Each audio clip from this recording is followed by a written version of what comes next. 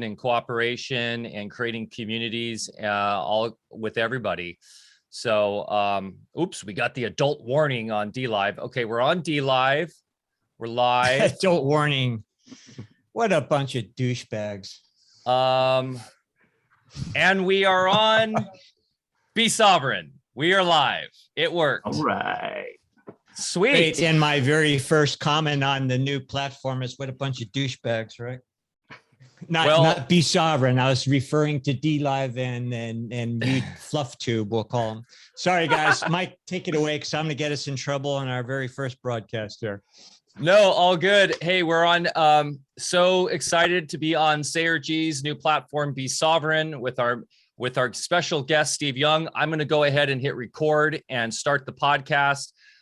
This is going to be a very fun talk, something very close to our hearts. What I've been bugging Steve to come on on Alpha Cast for maybe 2 years now. So I'm very excited about this. So I'm going to hit record and we are going to do this. Just give me 1 second here. Just want to pull up your bio real quick, Steve. Yeah, man. And it's about 6 o'clock over on your side of the pond there.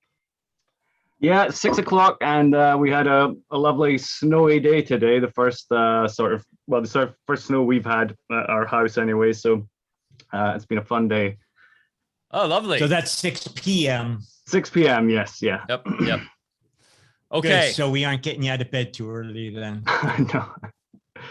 Here we go.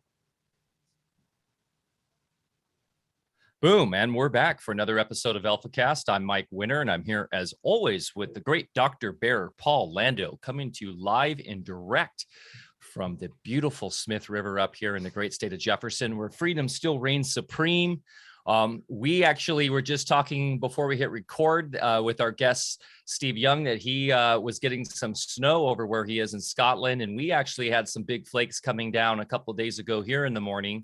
And getting some weather finally after like a month and a half of very dry conditions and actually abnormally warm conditions. Geoengineering. The geoengineered conditions. However, Barre, we'll talk about this a little bit, I think, on this show because it'll fit well. But I had the power wand out over the weekend. I set it out blasting certain frequencies, and literally the next day we had like dark, thick clouds come over right over Gasky here and rain on us. So very, very interesting. And now I'm looking forward on the weather projections, and we're looking at a nice storm front coming in. Not saying it's me, but I think there are things happening here with the Oregon accumulators and the earth pipes we're installing up and down the coast, starting to have a profound effect countering the geoengineering. So we have the power, guys, with just a little technology and a little know-how and wisdom, we can turn this all around. And I'm, Mike, as you and I have been talking, I'm getting all the materials to make the cloud busters. And I think I'm going to do a bazooka version so I can, after I blast the ozone, I can just launch the cloud buster itself and nail the airplane right in the bow. Well, I have mentioned that to you in the past, the ability to somehow use laser weaponry or something. We're gonna get in big trouble here. Okay, we won't go there right now. But it's hard not to get pissed off when you're looking up in the sky and it's very obvious what they're doing. And that's probably part of the psyop right there, is to hit you on those lower emotional planes, to get you to generating that anger and the fear, and knowing that they're messing with stuff. So that being said, sorry to keep interrupting your flow, but one bit of wisdom that Deb shared with me early on in our years together is it's much better to be pissed off than pissed on. That makes a lot of sense, except some of our Shivambu friends might think differently, but that's another topic. Okay, do your thing. Sorry, I won't interrupt. Yeah, no worries, bro. Yeah, for those who don't know Shivambu, that's the magical art of drinking your own piss, which Barre is not doing right there. His urine is a beautiful golden color, not so clear, I assume. Smith River water. Smith River water, baby. That's the piss of the gods. Yeah, so the nectar of the gods. But yeah, everything's going great up here. We have more people visiting this weekend. The community is growing. For those new to the podcast, new to AlphaCast, you can find out more about Alfa Vedic on our website, alfavedic.com. Our Telegram is just off the hook these days. That's t.me/Alfa Vedic on Telegram.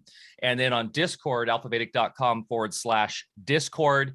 And as Barre mentioned, wrote up in our mailer this week, we are very excited to be moving off these centralized platforms on a step-by-step basis. We're getting off the Patreon. We're already off PayPal. We're exiting the system, exit stage left, onto our own platform, getting more sovereign with our own technology. So the new Alfa Vedic site will be launching shortly. Grant has been helping us out, who we met at Music and Sky, who's come on board to donate time. That's what it's all about. It's all about networking and community and helping each other out. And we're very excited to see where that's going in terms of getting off Patreon, getting off these other systems. And then that's why we're on Be Sovereign now. YouTube said we were naughty last week, so they put us in timeout, and we were like, boom, this is a perfect opportunity to do a soft launch on Sayer's new platform, Be Sovereign. Sayer's been a huge backer of Alfa Vedic. He's been on the AlphaCast before. He gets it. He sees where we're going in the world. And also he's really helped out with Cordal. And eventually we will be using the Cordal infrastructure backbone for live streaming apps like Be Sovereign. So we will be getting there. It's step by step by step. So very exciting. Today, we are extremely excited to have Steve Young on. As I said pre-show, I've been trying to get this guy on AlphaCast for a few years now because not only is he brilliant, but also and talented DJ, music producer, and has a very interesting background, but he's just very aligned in basically his mentality and overall aesthetics about life and reality in general with what we talk about. And so we're very excited to have him on. Any quick words, Barre, from your end from the farm or anything before we kick this in? No, I'm just through my window here. I'm watching Mark Ivor here for a couple days. Our good friend Mark, we call Mark Ivor because he can make anything out of anything, and it ends up being a work of art. So I'm looking out at my new lab here, and he's setting the new countertops and stuff. So totally stoked, and he's always tremendously uplifting just to have around because he's amazingly passionate about what he does and just comes up with crazy cool ideas all the time. So as we're talking today, I'm also just enjoying watching him out my back window here. But yeah, all's good. Mike, take it away. Okay, awesome. Love me some Mark time too. I'm looking forward to seeing him. Well, nuclear physicist turned music producer Steve Young, aka Hedflux, takes us on a magical ride through the alchemy of music, mathematics, and time today. And actually very interested in getting into some trippy time stuff, because I think that's becoming more and more important to discuss as it seems like time is speeding up rapidly. How does a brilliant academician, did I say that right? Academician, with a master's degree in theoretical physics and a PhD in nuclear physics become a music producer and a DJ? It will all make perfect sense after you hear renowned DJ Steve Young, aka Hedflux, tell his story. And we're on Be Sovereign today. Very excited to be on here. As we said, YouTube put us in the naughty room. So thank you again, Sayer, for having us on. And Steve, here's a great quote: harnessing the rational to illuminate the transcendental. Yes, this particular episode is near and dear to our hearts. As a DJ myself for 20 plus years, in Barre's experience in medicine and agriculture through the alchemical lens, we're very excited to talk to Steve. He has basically has his own music label, Luminus Music. He's released over 70 tracks in 432 hertz, which we will talk about in depth here. Tons of DJ mixes, and of course the Audio Alchemy annual retreat. My good friend Xander Traveler, who introduced me to Steve, and a shout out to Xander, who has been a big supporter for Alfa Vedic since day one. Actually went to Audio Alchemy, I think twice, Steve, and had just amazing things to say about that. Love to get into that a little bit. Here's another great quote from Steve: "Family is my roots and music is my fruit." And another one here: "In my attempts to find scientific explanations for the shamanic experience, I was finally led toward the ancient art of alchemy. Artists and philosophers have for millennia contemplated the nature of truth and sought beautiful and enduring ways to express it, while the ruling classes have worked to hide, obscure, and distort it, preferring to keep the public divided in ignorance," right? The profane, as we're called. And as Barre is saying here, Steve is my new favorite maestro, and he'll be yours too when you check out his 432 hertz productions at Hedflux and SoundCloud and on Bandcamp. And we will put all of those links down below. Plus, he has his own platform you can join, and he can discuss that a little bit today. But Barre, what a fun talk this is going to be today. Oh, I know. I know. This is just pure candy today.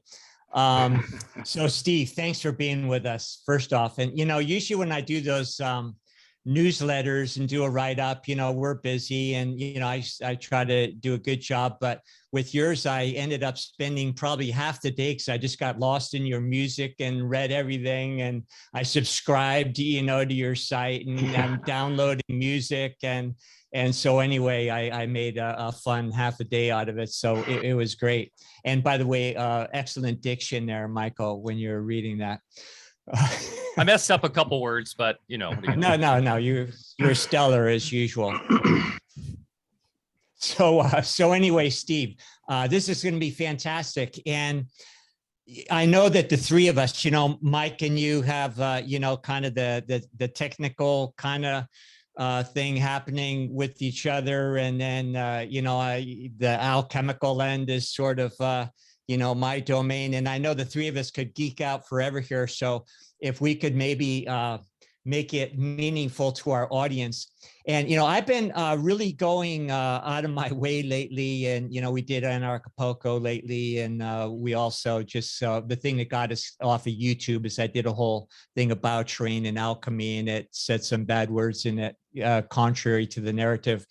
So the point though is, we're lost in this dichotomy of how things really work, in our bodies, in the universe. And what I found out, I had some extraordinary experiences early on in my life with the shamanic type that, you can't explain in, scientism. And then also when I got into practice, I found out that everything that I learned in school, including traditional Chinese medicine, which is just a bastardized, standardized version that Chairman Mao left behind after his destruction, that isn't the way they were shamanistic, the old timers. So I had to go learn through other channels and things. But what I found out is my experience in medicine, didn't pan out as far as how things were taught to me in more of my conventional trainings, alternative and conventional and regular medical school. So, so I had to look elsewhere, and then, lo and behold, everything I learned elsewhere that of course is deemed superstitious paganism by the gatekeepers there, it actually works, and it's actually congruous. And it actually makes a logical sense, and it's duplicatable, and all that good stuff that scientism claims to have a hold on. So let's see, maybe if you don't mind, could we just kind of break down what 432 hertz really means, just for the lay folks, and why it's so important, and then maybe segue that, and then you guys go off on whatever technological kind of tangent, fun for you. And then if we could maybe wind down to alchemy and really explain to the audience, which is what I've been trying to do, what that means and the fact that it's actually real science. Yeah. So thanks. And the mic's yours. Well, thank you so much for the great intro, guys. Yeah, there's a lot there. I had a similar experience to you after leaving academia, of course. It all began when I realized I couldn't get a job. Even though I had this all this knowledge of what I thought was fundamental science, nuclear physics, quantum theory, all this stuff. It just there didn't seem to be much use for it within the real world of jobs and so on. So I kind of got into just a different line of work, just the IT, and all that kind of thing. But I kept on searching for, that real science, that real satisfying science. And when it came to alchemy, as I say, it deals with actual phenomena, earth, air, fire, and water, like actual things that you can feel and hold and sense and transform and mix and stuff that you can actually work with and that every human can agree exists. And I guess it exposed just how much of my education was dealing with things that just you have no experience of. They're just things that don't, I would say don't exist. They've been invented. They're like concepts and ideas, and a huge amount of the education is just ideas, which don't really produce any fruits in the world, as you know. So obviously a lot of science does produce fruits, and that is kind of untouchable. I mean, you can't really, you can't criticize electricity, you can't criticize electromagnetism or, optics and all these things. I mean, they work, they get better year after year, they produce fruits, they lead to useful things for human beings. But a huge amount of science just doesn't do that, just doesn't really produce fruits. And anyway, so like arriving at alchemy, I mean, coming from a point of view of a theoretical physicist, when I learned about alchemy, I thought I'd discovered the theory of everything, because I was just like, this explains everything. But of course, people don't like it. They're uncomfortable with it. They think it's superstitious, like ancient pseudoscience, or some kind of witchcraft, or I'm like, no, it's just like the actual like elements of life and how to transform them and evolve them and make them purer and stronger and better. It's like the chemistry of life. And I saw it as being, I saw music production as like being like a kind of alchemy, with all these different processes for processing frequencies, and this kind of like starting from nothing and then working through step after step to get this like polished piece of music. When I first started looking at alchemy, I just saw that is the process of making medicine. It's like the process of transforming energy into something which is useful or beautiful or beneficial or medicinal in some way for human beings. So that was kind of my journey to getting to alchemy. It was very intuitive when I started researching it. I just felt like it was what I went to university for. That's what I was hoping to get, but I didn't get it at university. It just came sort of many years later. So, but anyway, that was just a bit of an introduction to how I got to alchemy. But with the 432 thing, I mean, that started cropping up on the internet, I guess, maybe like 10, 15 years ago, started seeing it around, and there was a lot of skepticism about it. But I mean, at the time, I just like to learn everything. I'm like, if a bunch of musicians are saying there's a frequency that's better, then I want to know why they're saying that, so looking into it, it was, again, very controversial. I would post some stuff on social media and I would get totally like slayed for just like falling for, just called gullible and all this kind of thing, but I thought it was actually like really interesting mathematically. This was the thing. The maths of 432 is extremely interesting and harmonic. And I started to realize that a lot of people aren't really looking. There was a few issues, like a lot of people aren't looking at the math in depth.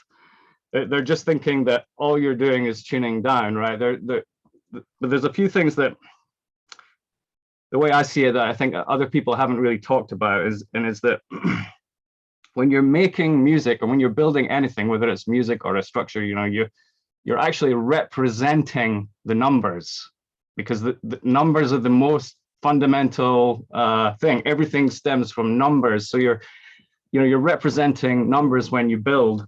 And you know, if you were going to build a house, you know, what size of brick would you use? You know, it would be 1, right? 1 foot, 1 meter, or 1, you know, that would be, you wouldn't use 1.10463 size of a brick, right? Because then every brick would, you would have errors that would like build up over time. And essentially this is what we do with music now. We build up with these weird sort of shaped bricks. But when you go into 432, like true 432 tuning, all the frequencies join together like perfectly using whole numbers and whole number ratios.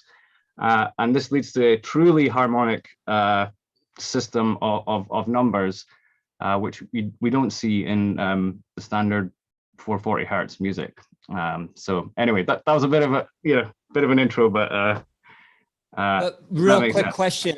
So what do those harmonics do to our body versus the ones that are not adding up the way you explain? Well, I mean, you could think of it like, I mean, well, that remains to be seen. So that's the great experiment, right? So I'm coming at the point of view of, I can make more harmonic music here, and it actually sounds better as well. You know, when you retune, it always sounds better. You know, I've never retuned a project and then thought, oh, I better put that back up to 440. It was better that way. I mean, it's just never, you know, that's just never happened. It always sounds better when it's been retuned. And maybe also step back, Steve, what is your definition of harmonics and harmony?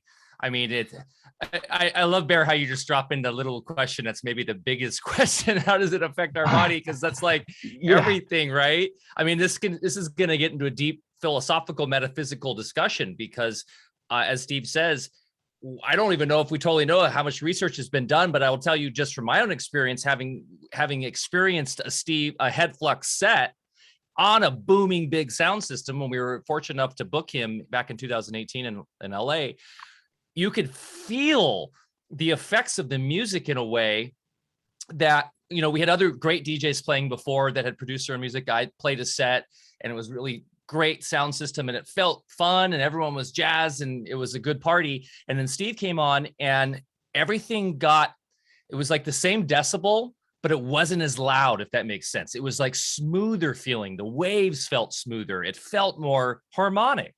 It felt better. And so just emotionally and physically, I felt that, even though like, I know you're still pushing the decibels and it was still that big loud, you know, that big room filling sound, but it didn't feel harsh. It didn't feel like, whoa, overpowering. It felt good. It felt like I want to go into that. So that's just my own experience feeling it. How do we represent that towards what's it doing to the body and stuff? I have some theories and I'm interested to know what you think, but yeah, just Steve, what in your opinion is harmonics, or what is happening there when we say harmonics? Yeah, well, I mean, the word harmonic actually means joining. It means joining. So it's when things join together perfectly. That's what harmonic is. I mean, could I share screen with you? You want to see some numbers, or you just want to chat? Please do. Let me go ahead and allow you to do that. Here you go. You should be able to share now. Okay, you got it? Yep. Yeah, so when you just look at the number series, okay, you have like two of the properties of music is the octave and the fifth, right? So the octave is the doubling of frequency. A frequency times 2 is the octave. And what we call the perfect fifth is the frequency times 3, or technically it's 3 over 2. So if we look at a table, we start with the number 1 and we double as we go down, right? So 2, 4, 8, 16, 32, 64, 128, and so on. And then we multiply by 3 over 2 as we go along. So we here go 1.5, and then we're doubling again as we go down to 3, 6, 12, 24, 48, and so on. And then we multiply by 3 again, we get the 9, and then we double as we go down, 18, 144. And again, we get the 27, 9 times 3 is 27, double it is 54, 108, 216, 432, right? So what we have here is basically the octave frequencies of C. These are all the notes C. Okay, now obviously we can't hear 16 hertz, we can't hear 8 hertz, but you go up, you double it up until you're in the audible range, 32 hertz, 64 hertz. These are your base notes of C.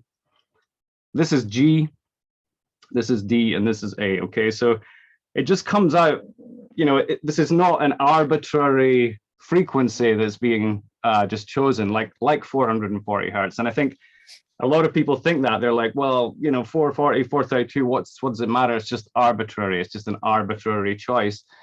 But actually, when you dive into the mathematics of time, you'll find that there really is no number better qualified to be the center number of music than the number 432. And, you know, we have to sort of distinguish the number and the frequency. So again, I think the numbers are transcendental, you know, they're outside of time. Like everything can be reduced to a number. Everything is explainable in terms of numbers. Everything is numbers, you know, it has length and breadth and, you know, weight and density. And, you know, these are all numbers. And so I see when we're making music, we're actually representing numbers, right? You got your 4 beats, 1, 2, 3, 4, you know, you got your triplets, 1, 2, 3, 1, 2, 3. You're always representing a number in the music, in whatever the music is doing. And so I feel that the natural number series has a harmonic music scale built into it, and that we should honor that because we've been given that. It's like it's a gift from God, essentially. God has given us these numbers and they have a perfect musical scale built into it. And yet for some reason we've abandoned it and we're just going to use this imperfect, inharmonic 440 hertz tuning that was just declared by somebody like 100 years ago. You know, it doesn't really, it's not an arbitrary choice, you know. That's the point I wanted to make here. And I'll just show you a couple of slides here. This was from a talk by Randall Carlson, and he wasn't even talking about 432 hertz or even about music. He was just talking about sacred numbers in time, and he observed this number 432 coming up again and again in the measurement of time. Actually, if we just go back here, if you look in just the normal time cycles like minutes and seconds and hours, you'll find this 432 coming up again and again, like 4,320 there, 43,200, and so on and so forth. You get these like repeating numbers, and they come up at all scales, you know, they're in the small numbers and in the big numbers as well. So you have here, like 432 minutes is 25,920 seconds. 25,920, of course, is the number of years in the great year. You have things like 432 minutes is 7.2 hours. Again here, 25,920 days is 72 years of 360 days each, which is quite interesting. So, because in Babylonian times, it was a 360 day year. So you'd have each day of the year would be 1 degree, 1 degree, 1 day, 12 months of 30 days each, 30 degrees per month, and 360 days in the year. I don't know why it's different now, why it's 365.25. But just I'll go to one more slide on this. I just want to show, this is again from a Randall Carlson talk, and this is the yugas in the Indian time measurement system. They have these huge time scales. The Kali Yuga is 432,000 years. Wow. Trippy. And it's interesting how it's 36,000 plus 360,000 plus 36,000 equals 432,000, right? And then you have another time period here, the Dwapara, 864,000, and that's 432 times 2. And these 4 ages, and the total, if you add all the time together, is 4,320,000. So yeah, I just wanted to just quickly point out that this number 432 like occurs again and again in the measurement of time from different parts of the world in history, and even just from like the basic sexagesimal system that they use to measure time. If I there was one quote I found here from Joseph Campbell. He said, the various multiples of the number 9 are a kind of harmonics table. It is the resonance of the numbers 108, 216, and 432, which defines the physical world from beginning to end. So, in time. And this harmonic is also found in the Sumerian sexagesimal numbering system based on 60, in which, for example, 60 times 432 equals 25,920, which is the number of years in one age of the zodiac. So, so even Joseph Campbell was talking about 432. He wasn't talking about music. He wasn't talking about hertz. The number, it's the number that is special, and we are representing that number in music. And that's, that's why I think it's important. Talk about syncretism. Wow. I mean, that just went across a lot of different factors there. And you mentioned the 365-day distortion and the 440 distortion. Well, that's probably intentional to distort our natural connection to the cosmic law or whatever that the so-called controllers try to do, because they're just always trying to distort who we are and what we are, how we're connected. Yeah, it's just a quick comment. I read a long time ago, and it's been borne out to be true, with my later studies and experience, and some very old teachings talked about how the lack of harmonics literally vibrate the mortar that holds our physical structure together to the point where that's what you call aging and death. So harmonics actually allow that mortar. Now the mortar should be understood as the organic elements that the inorganic elements through resonance create a cohesive form and function in our body. And so with the vibrations or the resonance that are disharmonious, then that interferes with the ability of the inorganic elements to maintain the resonance. It's an overlay that then actually disintegrates our physical structure. And that's when you get into a lot of, like rap music and things that, sorry, but the harmonics aren't there. It's just boom, boom, boom.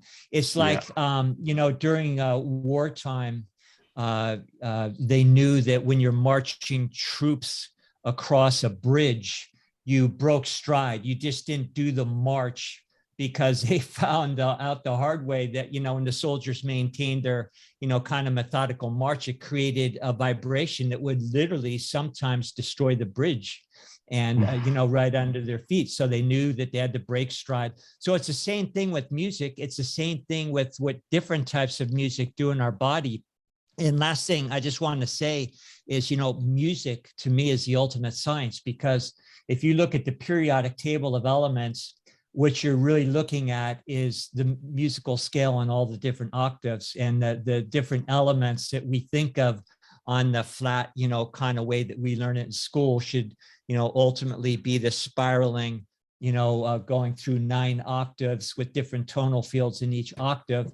And it's always in a cyclic, change, going up and down the musical scales. That's how all life, including the mineral world, is created in constant flux. And yeah, Michael's here holding that up there. You want to So Yeah. Barre, and I want to get into this a little bit later with Steve too, because of his nuclear physics background, and talk about radiation, and that will tie into this into Walter Russell. But well, first and foremost, Steve, did you have more to share here on the screen share here? I'll just I had a couple of graphics here where you were talking about harmonics, and you see again how in a harmonic series like this, all the waves join together perfectly.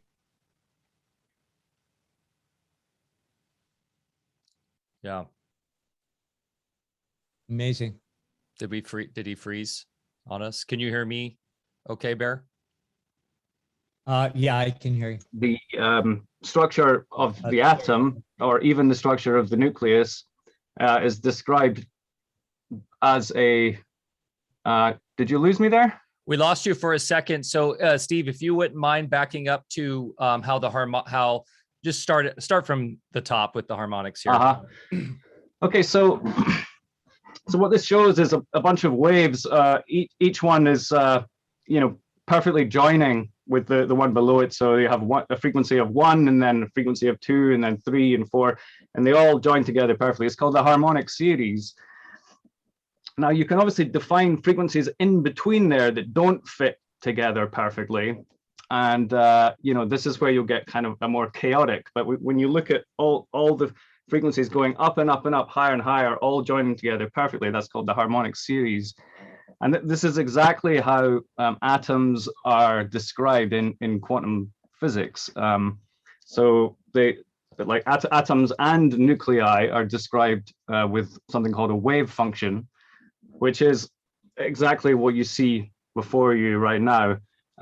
It's a series of waves that have all been added together, and they're bounded in such a way that they join together perfectly. So, and you basically wouldn't have a stable atom if the waves weren't added harmonically. The atom wouldn't be able to actually, stay together, as it were. So, so I mean, for me, I realized that when I got to fundamental science, it was all just wave mechanics. Physicists like to talk in terms of like particles and all that kind of thing. But actually, when you get to when you actually like talk about making calculations to make predictions for experiments, and you talk about getting it right, it's just wave mechanics. It's all wave mechanics, So, my experience with physics was that, yes, we talk about this, we talk about electrons, and we talk about protons and positrons and all these the particle zoo, but these are just measurement events. It's all waves, but the measurement event, like the moment where the wave is incident on the detector and it goes, yeah. We're like objectifying that moment in time and calling it a thing, like a particle, but it's actually just an interaction between a wave and another wave. Yeah, that's all I want to say on that. It's like what they do with viruses. They look at after effects. It's like germ theory. They look at the after effect of something that's much grander than their scientism can see, and then they call it something. They call it a particle. They call it a virus. They call it, something that the physicality that they can put into the reductionism. Yeah, absolutely. Yeah. So I mean, I was always pretty skeptical of viruses and that kind of thing anyway. And then I was never diagnosed with one. I always thought it was really peculiar, like this weird kind of like hinterland between smaller than a single cell, but larger than a molecule. But there's this like kind of hinterland where these creatures go around causing people to have like mild symptomatic diseases. Very, very strange to me. Well, it's funny. It's funny how people get triggered by alchemy, but then the scientism of the day is more like magic, like weird mystical magic than alchemy. Yeah. Oh, absolutely. And there's a great deal more faith required in science, because so much of it is just handed down from these scientific authorities, just declared. Yeah, just declared, like Omicron, And declare it, and then everyone's like, oh, Omicron, and people actually say, because Omicron, with a straight face. I'm like, wait a minute, slow down.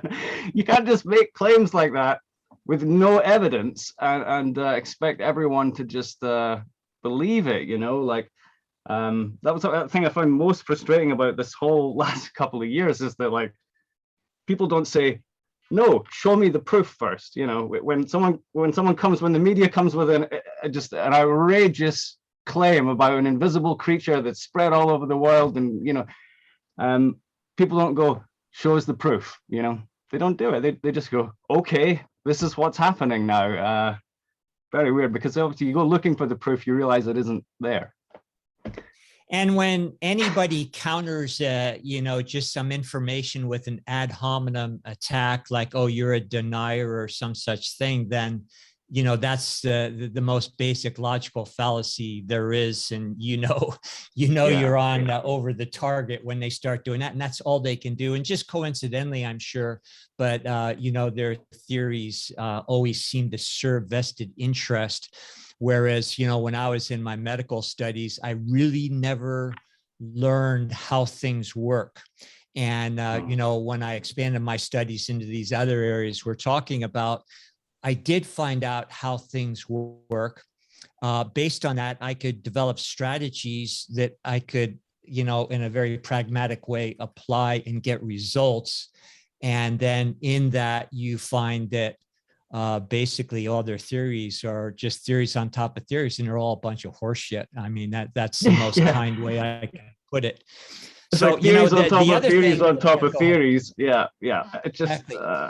Yeah. The cool thing, segueing that into alchemy, we're talking about the 4 elements, in alchemy, fire, through, earth and air and water. But then we can also put that into chemical terms, like we know that hydrogen is the fire element. And then when you know those elements, then you can also understand how in the very atmosphere, there's literally transmutation between those elements, conjugations of sorts that create what we think of as matter here. And it's all going through resonance, and, which makes it happen on the ground with the capacitors that we call the elements.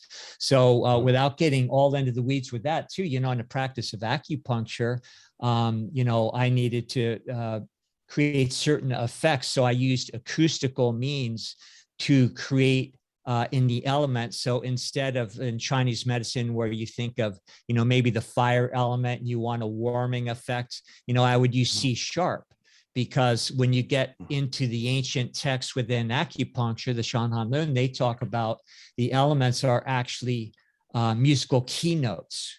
So all civilizations in all times, they've had their different languaging, their cultural metaphors and things, but we're all talking about the same thing. We're talking about tonal fields, and you get in astrophysics, the alchemy, the Ayurvedic, it's all saying the same exact thing. And just because we make fun of their languaging because it's foreign to our culture, well, guess what? Now we can take those cultural terms and put it into our own chemical terms: hydrogen, carbon, oxygen, nitrogen. We can, like you're doing, you're putting it in a mathematical frequency. So there's no secrets anymore. Cat's out of the bag. Yeah, 100%. Now, I wanted to share this real quick too, because this was, it's music is everything. Harmonics is everything. As Walter Russell shows with the transmutation of the elements with his chart, it's all music. And so I don't know if you all can see this, and it's kind of getting a reflection, but this is one of the Walter Russell, and I would love to send you this file, Steve. But see how it's based on octaves. Sorry, and I don't know if you guys can see that. Yeah. Okay, everything's inverted here, just like reality right now on this camera. So left is right. Okay, so it goes up the octaves here. And as we get more and more, Barre, you can explain this better than I can, but it goes all the way to the 9th octave. Oh, I see. Yeah. he seems to have, it's like the periodic table, but like I say, written as a harmonic, yeah, as a series of notes in an octave. And then then you have the gases here that are the portals between the octaves. Is that correct, Barre? Yeah, exactly. Yeah. So each octave, you could think of it as a level of consciousness. And in the elemental world that Mike's showing you there, that we think of in, just basic chemistry, all the elements are in constant flux, trying to reach their most perfect state, which is what we call the ascension in, the human plane. And gold is you get in alchemy, it's the most perfected substance. It's what all elements are striving for. That's why, in my lab, we have ways of going through many processes where you're constantly elevating, through repetitious chemical procedures so that you come out with medicines and things that, are going to have a great impact on all levels of your being.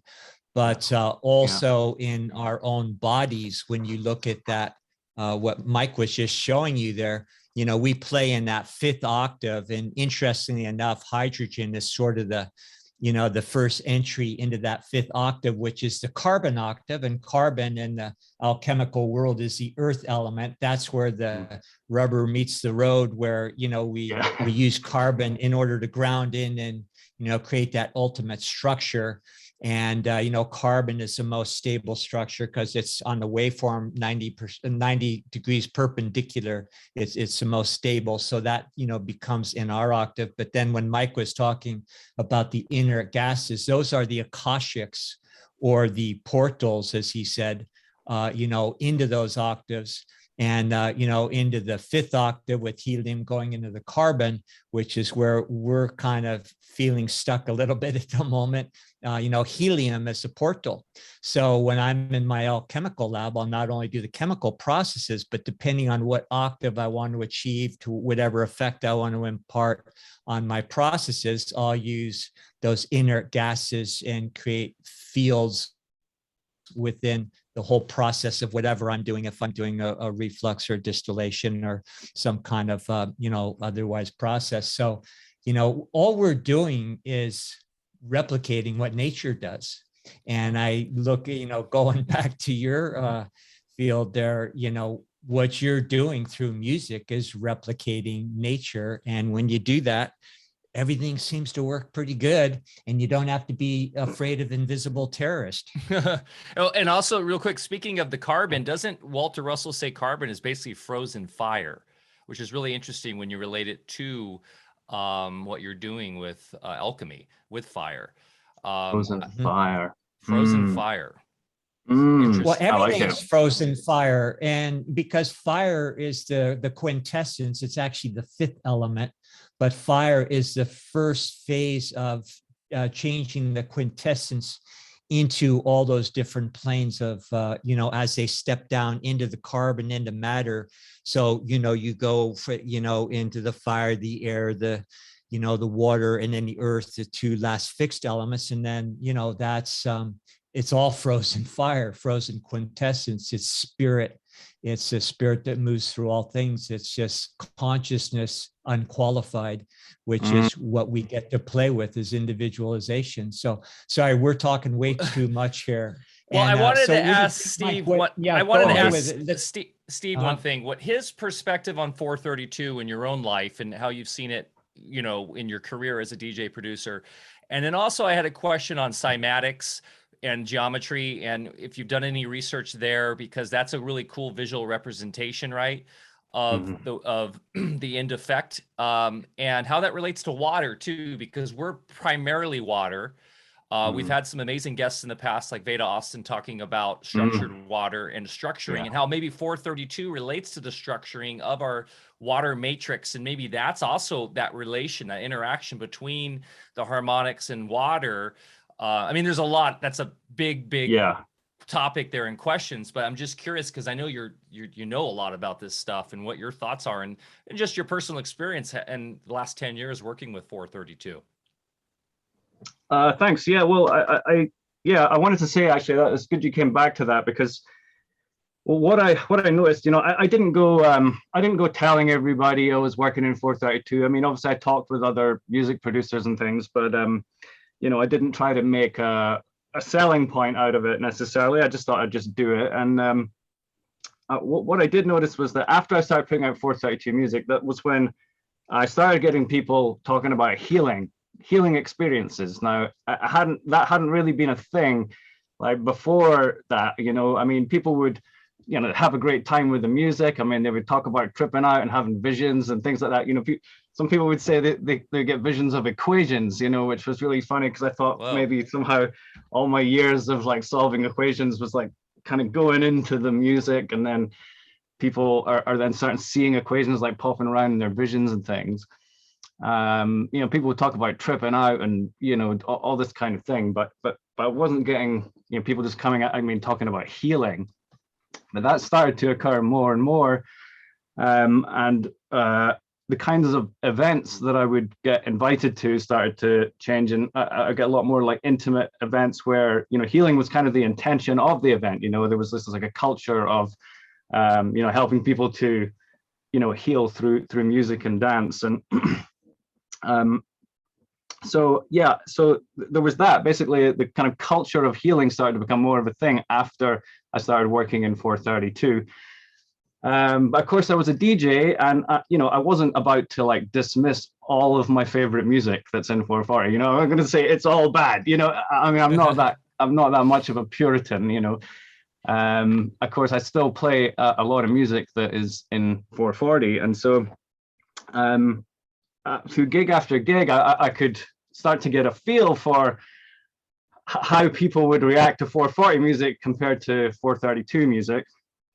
And quite simply, if you think about what happens when you tune a guitar, when you change the frequency of the guitar, you're tightening the string, right? You're increasing the tension. So, and that's really all it comes down to. So when you go above 432, you're increasing the tension of the music. Now, that might be a good thing. It might actually make people really excited. That's what I noticed. The 440 music would make people like, yeah, just like raging, like gritting their teeth, like yeah, that kind of thing. But then the 432 would people would be like more like, in a meditation, like eyes closed, like moving more slowly. There's this kind of almost like different kind of dance to it,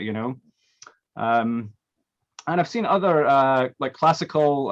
There's a classical pianist, Joep Beving. I think he's like Nordic, maybe from Denmark or Iceland or something like that. Brilliant pianist, and he did a lot of listening tests, like with the same songs that done in 432 and 440, with like various people in the industry and stuff. And he said they all reported feeling more surrounded by the music. When it was in 432, they felt more surrounded by it. Yes. But in the 440, they felt like it was more just like, kind of going into their brain kind of thing. And so there was a talk of it being hitting lower in the body, like more in the heart, than in the head. That was like a sort of common thing that people reported. Almost like a chakra interface going on there. Yes, indeed. Yeah, exactly. So yeah, you would expect that, wouldn't you? If you're tuning, if the chakra system is an octave, it's obviously it's usually shown as an octave of colors, right? From the red to blue, red, indigo, violet, and so on. So yeah, that would line up. If the chakras are like this frequency and the music's like this, it's kind of like not quite matching, but you bring the frequency down, you get greater resonance, perhaps. And I haven't done any cymatic experiments myself. I would love to get into this. I realize it's something I have to do. I have to see what the frequencies are doing to water. I recently discovered Veda Austin's work. Thank you guys for for that. You do get some really extraordinary guests. I have to say, it's amazing. I've just recently found her work, and it is absolutely next level, off the charts, man. Water is amazing. So yeah, I want to move into that path of research in the future and develop my own cymatic resonators and so on. Yeah. That would be really cool for your live show if you had like a cymatics some sort of structuring. I don't know what you would use, and it would change according to how your set is going, and actually have like a live geometric display going that's analog, right? Yeah, yeah. What is your perspective on analog versus digital, by the way? Well, I would say, I mean, it's ultimately analog when you listen to it, right? It's got to be analog to for the output. The speaker is analog, and you know, digital is like the way of working in, and then you have that change from digital to analog, which is, you know, super important. One of the things talking about how smooth the music sounded that I was playing. So one of the things I realized was that a lot of digital music is mastered to a very high ceiling. You know, there's like a space, a decibel range, and they're mastered right to the end of that range. And what happens is when that gets converted from a digital signal into an analog signal to move the speakers, you get these like little peaks of distortion that like pop out like higher than the actual range. So so for a few years now, I've been mastering my music at a lower range, so it might sound a little bit quieter when you put it on next to some louder music, but if you actually turn it up on the amp, it'll sound much better. So the idea there is it's better to actually have the gain on the analog than to just multiply the waveform to its max. Do you know what I mean? So a lot of people have just been maxing out these waveforms in the digital space, and it might sound good on a big system and everything sound really loud and heavy, but on smaller systems and cheaper systems and stuff, it's really going to like distort, you know, and you know, produce a lot of distortion. So again, using the harmonic scales, the harmonic frequencies, and not mastering your music to its absolute limit, but bringing it back, giving it some space to wiggle in the analog domain. You know, that's another thing that gives that kind of smoothness of the music. You can also explain that phenomena with like mineral supplementation. You can take, you know, your typical standardized kind of supplements with minerals. They're like the digital components of the keynotes. But when you get into the real elements, the way nature has them, you have the keynotes, but you have the harmonics in between. The harmonics in between, you can call transitional elements. When they were first discovered by David Hudson, he called them ormus, you know, orbitally rearranged monatomic elements, but that's kind of pertaining to an old, kind of an archaic atomic theory. In reality, it again explains how every element is in transition from one to the next, and those harmonics in between are actually ceramic state. They're not metallic, but when you get like a fulvic mineral supplement, for instance, the way nature breaks things down, you get all the analog harmonics in between the keynotes, and the body thrives on that. And of course, plants break the, you know, those minerals down to make that more possible for us. And fulvic is an old, you know, kind of an old, you know, process that the Earth's doing on our behalf with old vegetation. So yeah, again, I'm just trying to say that, or illustrate that it's, when you get into alchemy, there's congruity, whether you're talking about music, whether you're talking about, you know, mineral supplementation or medicine, it works for everything. Yeah. As above, so below. Absolutely. It's absolutely beautiful. Actually, can I share a slide with you again, guys? Yeah. That'd be awesome. My mind's spinning out. My mind is spinning out right now too, because I'm relating that to like what tone you use or what scale you use when making music, and relating that to the elements and relating that to the, you know, there's so much alchemy in the sounds of the music related to you know, everything we do in our lives. It's really quite profound. Yeah, so, you know, with the elements, I mean, this is actually kind of an old slide, but it'll do for now. But the elements, of course, they relate to the states of matter in physics. You know, this is, you know, again, people think, oh, the elements, the chemical elements. It's like, no, the elements are about the states of matter. So, you know, Earth is solidity, water is liquid, air is gas, and fire is like light or vibration. And then you have this fifth element of ether, which you could call space. Or now I've got spirit there. I'd say actually that's a bit of an error. This is an old slide, but so when we look at those four elements and the four states of matter, they correspond inside and outside the body. So, you know, inside the body, for example, the waters of the body, we got blood, sweat, and tears, you know, cerebrospinal fluid, semen, all these things, right? They're all correspond with the emotions, our emotional life. And then we also have the solids in the body, like the bones and the tissues and these kind of things, the carbon, right? The air is the medium of thought. You know, air is associated with thoughts and gas, and is the medium through which we communicate. And then the fire is associated with the soul. And in the outer world, that is the stars and planets. You know, the sun and the moon, the stars and planets. Those are the true light, the true fire of our outer world experience. And of course, you've heard of like the soul fire or the light of the soul.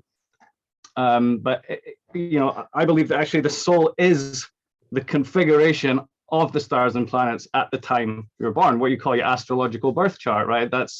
It's the configuration of fire in the sky at the moment of your birth. And you know, I'm not a massive astrologer, but I've you know, analyzed probably a few dozen birth charts, including my own one in extreme depth. And you know, these astrological birth charts are absolutely an imprint of people's soul. I mean, it's like spooky how much you can tell about someone just from the configuration of the planets at the time of their birth.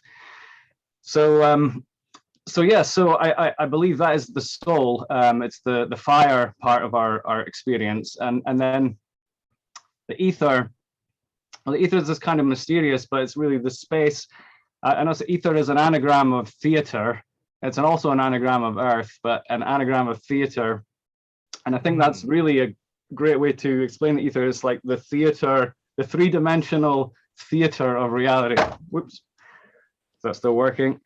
So would you say that when you said that you messed up on or that layer, as you called spirit, or you said that that's a little dated, would you call that etheric, the etheric layer instead? Well, okay, so yeah, that was a little dated. I wanted to show you a newer slide there, but I couldn't find it. So then with spirit, it's a case of spirit and flesh, as I understand it. There's two parts. So we have these four elements, and the earth and the water elements, they pull down. Okay, it's like what earth and water goes down. It has a downward tendency.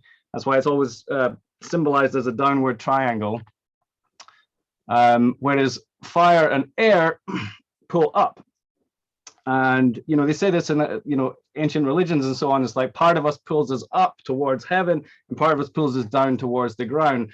And of course, the earth and the water is the flesh, right? So the blood and the bones and the tissue and stuff, that's our flesh. Earth and water is flesh. Fire and air is our spirit or our soul, right? And when you look at, I mean, even spirit, as in like alcoholic spirit, you know, it's like fiery.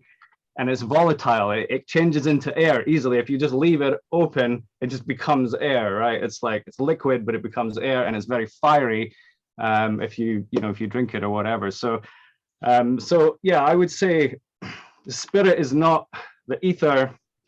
The spirit, or our spirit, is the kind of airy and fiery aspect of our being. The ether obviously is very mysterious and perhaps has its own consciousness, may correspond with the Father in the Christian tradition, right? The kind of existing in all places and times, eternally existing, omnipresent, you know, the source of everything. That is the ether, as far as I'm concerned. Yeah. And in alchemy, it's about taking the elements, the volatile, which are the first two, the fire and the air, and you know, that's the spirit, and then the last volatile, the air with the first fixed water, that becomes spirit. the first one, all the two volatile are the sulfur, the soul, and then the two fixed, water and earth, are the or the carbon that becomes the matter, or the salt, as we call it. So what's really neat is you can demonstrate this and transmute any substance into those three things.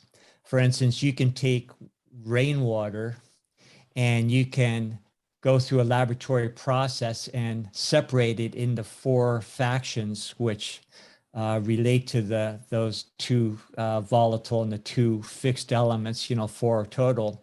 Then you go through, it's called like a 4 and 3 process, and then you take those four elements and then you create the three attributes, the mercury, the sulfur, and the salt. And, it's like, well, hey, you still got water there. Well, guess what? After you go through the process, you can take all sorts of measurements, electrical resistance, pH, and so forth. And each one of them is totally different. And all you did is start with the same water. And after the process, you've got three different substances, even though somebody else would say, well, it's still water. No, it's got totally different attributes. So the whole thing with alchemy is understanding how to participate in the transmutational process. And in the process, of course, it becomes a very personal thing, because in it, you're, unlike the double-blind, scientism kind of studies, you realize there's no pretending that you're not in the room. You are a part of the process. You can't remove yourself. Yeah. And then in that alchemical lab, of course, you are going through a transmutational process yourself of, isolating those three parts, purifying them, and, recombining into an elevated whole. So, everything we should be doing, from music to medicine to growing things out here on the farm, it should all be done within that alchemical process, because then at the same time it expedites our own alchemical process as far as what we're here to do in the first place, which is to go through the ascension. And of course, that's the thing they're trying to prevent us from doing. Yes, the three principles are really interesting, and I got to them later. They're sort of almost like secret. A lot of people get into alchemy, they know about the elements and some of the other things, that they don't get as far as the principles, but they're such a key, aren't they? What I find fascinating was that they're, like you said, any substance, any plant or an animal or anything can always be reduced to three parts: the salt, the sulfur, and the mercury, or the body, soul, and spirit, and those are actually immortal. They're immortal components, and they can transfer that immortality to other things. So, like, because they're used as preservatives, right? You use oil to preserve something because it doesn't decay. You can use spirit to preserve something. You can use salt to preserve something. It sort of transfers that kind of like eternally existing quality to other things as well. It's like absolutely amazing. Yeah. And the water element is so important. And the work that you're talking about, and what Veda does, is it's very easy to understand, because water is the first of the two fixed elements. It's what we were talking about before, where fire, the initiator, from pure ether, the volatile elements, those informational fields that come, have to initiate in the mental, that first stage of polarization of electricity. All of those informational fields then have to be portrayed in the water in order to get the final fixed, what we think of as matter into the carbon or the earth element. So, again, no mysteries here. And it's just so cool that people like Veda are, actually demonstrating that whatever you subject water to, it's right there. It's imprinted. No different than what our little things are doing inside our computers, so that things magically appear on the screen. Exactly. Yeah. I mean, it makes me think of the Hebrew character for water is called mem, isn't it? Mem. And exactly. It's like, it's just telling you right there. It's like water is the memory. It's like water is the memory. It's the also the snowflake, right? The very fact that every snowflake is unique is telling you that water is capable of just coming up with new ideas, new forms, new memory, new just creations can just be conceived of from water just through its, I guess, it's just kind of infinite complexity. It's very mysterious, yeah. And like you said, water is the emotional element, and that's very key to understand, because emotions are what give the waveforms the intensity so they can pop into matter in the first place. If something doesn't have the emotional intensity, there's no velocity to create matter in the first place. You just got empty thought bottles. And again, that's what water does, is it allows things to be fixed into matter. And that's interesting. Yeah, the memory connection, because I've been kind of tripping out on the idea of what time is, and time really for our it's all perception, right? And our perception relies on memory, because without memory, we don't have time. Whether that be short-term memory of what happened just a second ago, or long-term memory of our past. If we were not to have memory, it makes me think of that movie Memento, where he has to write everything down on his body and tattoo stuff because he's lost his. Oh, that was a trippy one. Yeah. Right. So time, water is in its essence very much directly related to time. And some people have been saying that there's this phenomena going on right now where it feels like time is speeding up. Well, maybe that has to relate to the 440 hertz. As you said, it's speeding up the tension, right? As the tension is increasing, water is reflecting that in our biology, and hence time feels like it's increasing, because it is all perception based on the memory that we can allocate towards it. So interesting stuff. Yeah, I think the one Einsteinian thing that the man himself said, about relativity and time was the analogy, if you're sitting on a hot poker, it seems like an eternity, but if you have a beautiful woman on your lap, it goes in a moment. yeah, relativity. Yeah, time flies when you're having fun. Yeah. Well, talk to my kids. They're like, I'm so bored. This has been the longest day ever. And I'm like, I wish I had another 6 hours today. They just flew by. Like perspective is everything.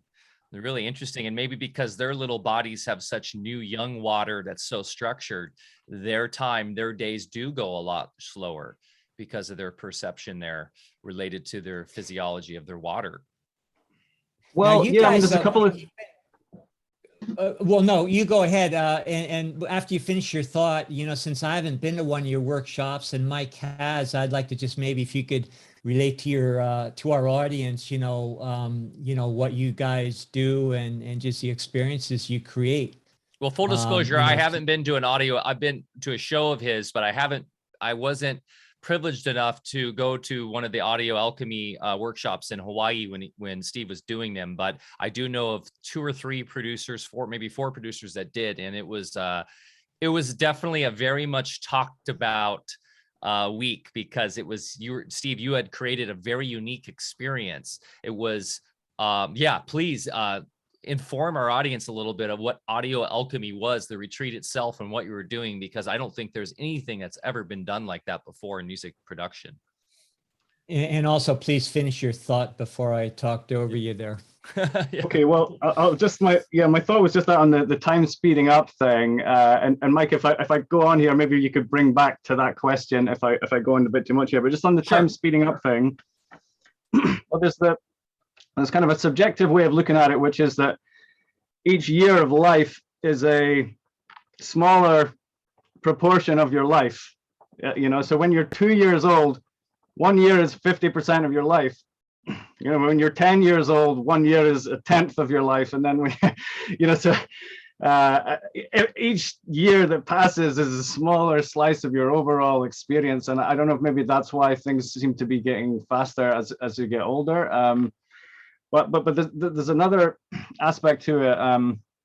I talked again about the 360-day year, and there's no denying that if the year was 360 days, we'd have this beautiful harmonic, there's this beautiful harmonic like cosmic system. And it's like, why is it 365.25, how did it get there?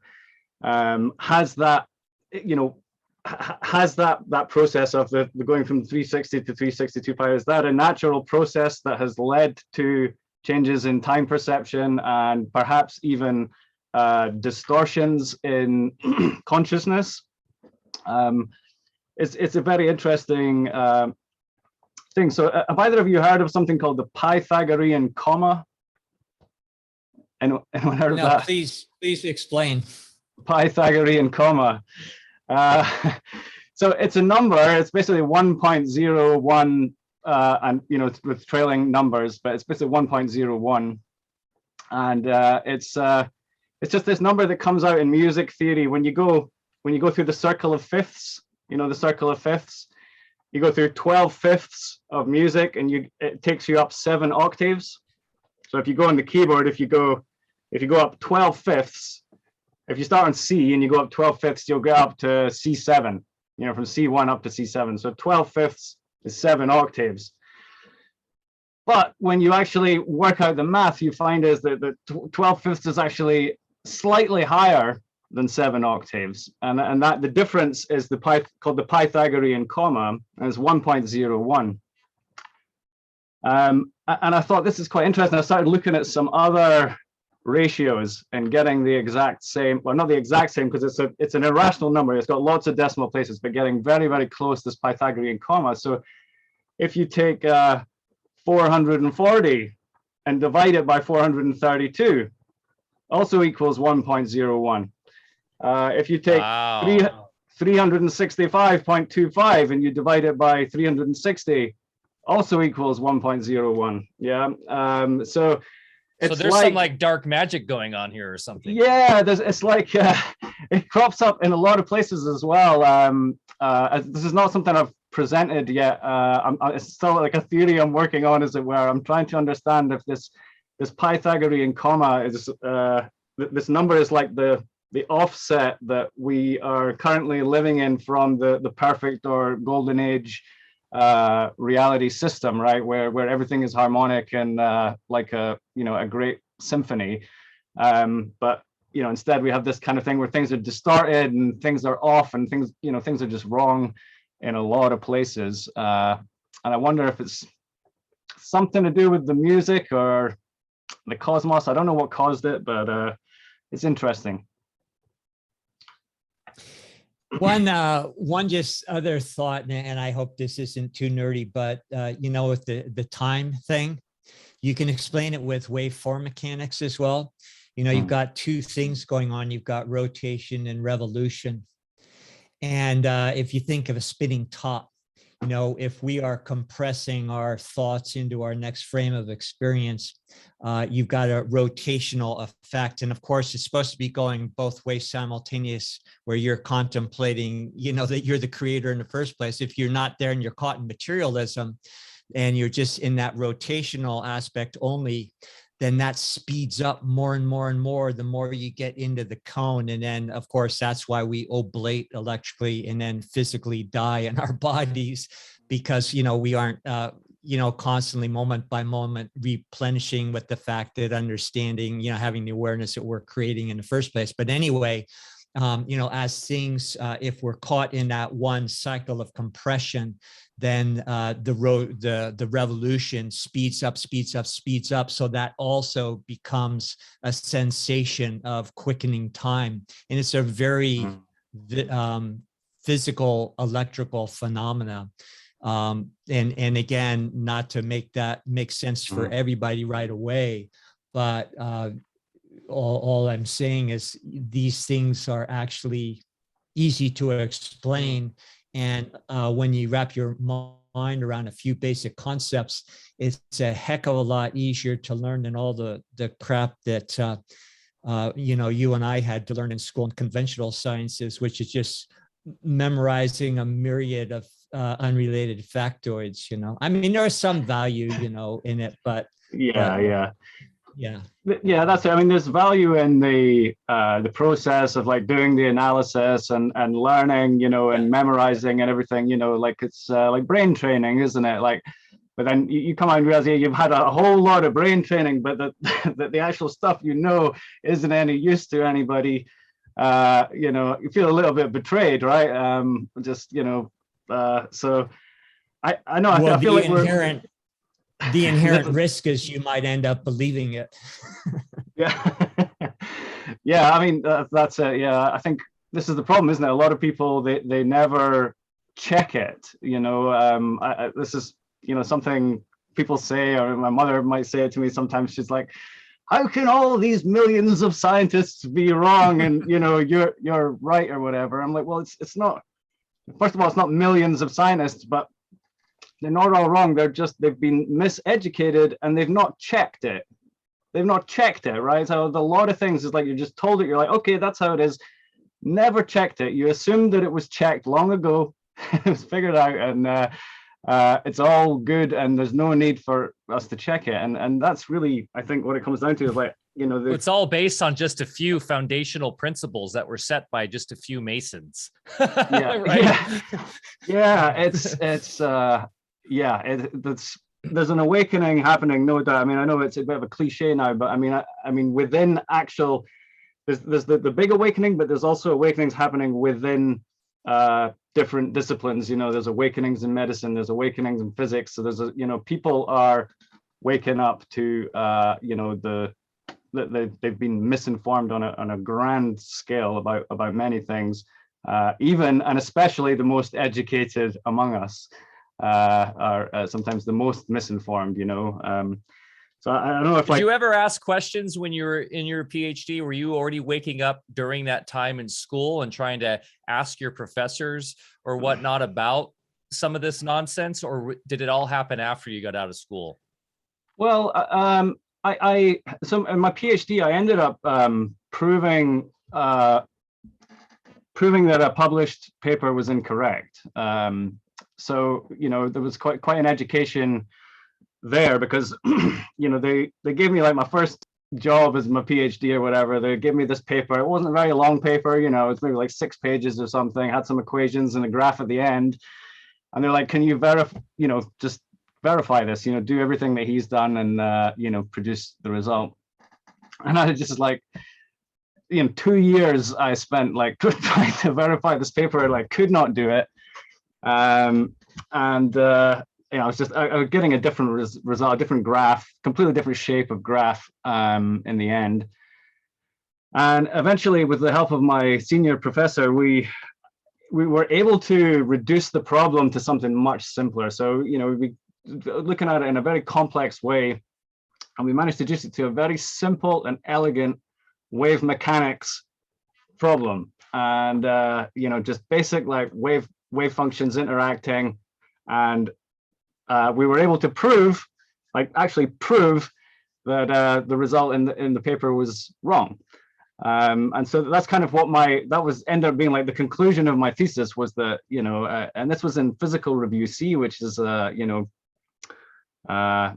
established physics journal, peer-reviewed journal. So, that's when I realized, okay, peer-reviewed doesn't mean checked. Yeah, it doesn't mean checked, right? It doesn't mean verified. It doesn't mean that it's been repeated.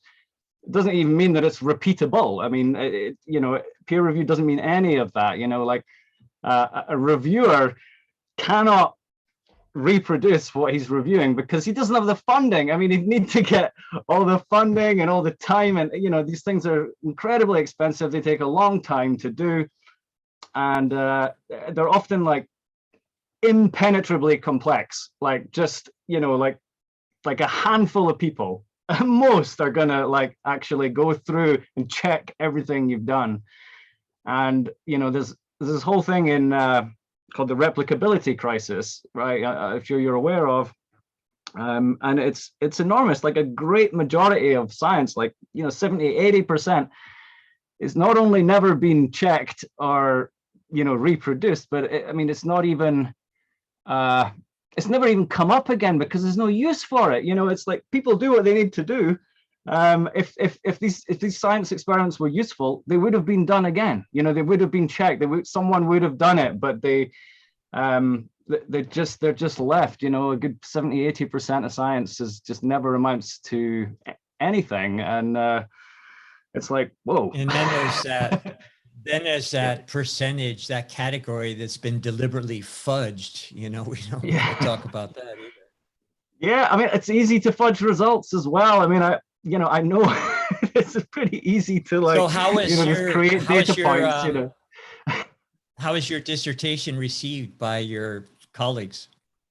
I mean, yeah, well, it was all good. And I actually met the guy who published the incorrect paper, and shook his hand and, you know, talked him through it and stuff. He seemed a bit embarrassed and stuff, but that's fair enough. I think he was out of a job by that point anyway. I was getting to the end of my PhD. I was like worried what I'm going to do next, but no, my supervisor told me a story which really stuck with me. It's one of the things that stuck with me most. And he told about an old nuclear physics professor who had been pushing this theory for decades. Like, he'd just been, it was like his opus magnum. You know, he'd been working on this theory decade after decade, turning up to all the conferences and presenting it and everything. And so at this point, he was like in his 60s or something. And he was at a conference, and this young whippersnapper, you know, gets up on stage and, like, just delivers this presentation, completely debunks this old guy's life's work, with, you know, proof essentially that it's not, you know, it was no good. And the old guy, he gets up, he just walks right down the center aisle, gets up on stage, and he shakes his hand. He says, "Thank you. Now I know the truth." And you know, that's amazing. This is the, you know, for me, that stuck with me the most. It's like, you have to be able to say I was wrong, and you have to realize that getting to a common understanding of the truth is the goal of science. It's not about your personal you know, theory and everything. Like, all these scientists, they just love to put their name on things, don't they? You know, this law, that law, this article, that. They love their accolades. Yeah, it's like, but it's not about any of that. Like, it's about getting to the truth, and the truth is beyond any of us. You can't own a part of the truth. You know, you can't say, you know, I mean, I was thinking of, like, Newton's first law, right? Newton's first law is, for every action, there's an equal and opposite reaction. Okay, but that's just what waves do, right? You have the action, and then you have the equal and opposite reaction. It's just, all he's doing is stating the nature of the wave. And but he's made it into a law and put his name to it. Like, it's like he owns this law of the universe. It's like, no, it's just vibration. Yeah, it goes up. It's interesting how he didn't apply that to gravity. So, yeah, you know, the apple fell, but what happened after that? Continue the equation, brother. You didn't. You only got one half of it there. Yeah. Okay. So, so the audio alchemy, yeah. Well, no. I don't want the audio alchemy anymore, Barre. Oh, you go ahead, Barre. But then I want to get into nuclear radiation. But you go ahead, Barre. No, it's just a stupid comment. You know, the pinnacle of medical success is when you get to name a disease after yourself. Wrap your mind around that.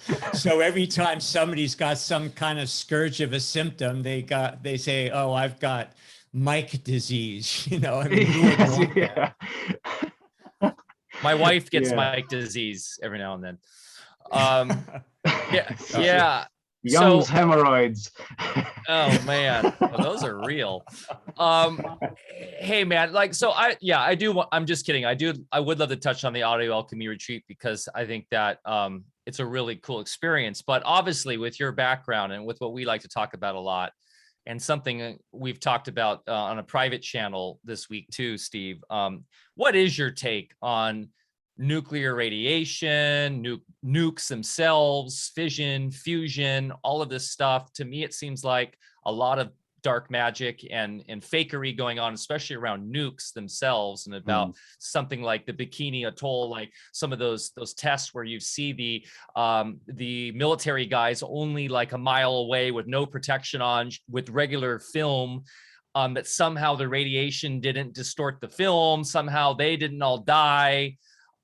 There seems like a lot of trickery going on with the nuclear bomb stuff, but then also I don't know about the radiation itself.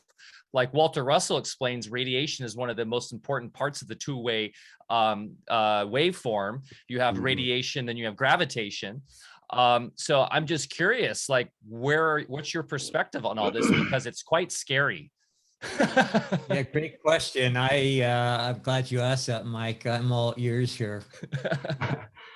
Okay, well, again, like, I mean, there's a few things to unpack, which is, when something is secretive, you got to be skeptical. Okay, so like in the case of nuclear bombs, obviously, the governments of the world would love us to think that they could destroy the whole world at the touch of a button, right? It's a very, for people to believe that their leaders are capable of doing that, just going and destroying the whole world is quite a powerful position to be in. So, it's worth just keeping things like that in mind. And also, again, coming back to like the theoretical description of what is happening in these things, and then the actual nuts and bolts of what's really happening sometimes sound completely different.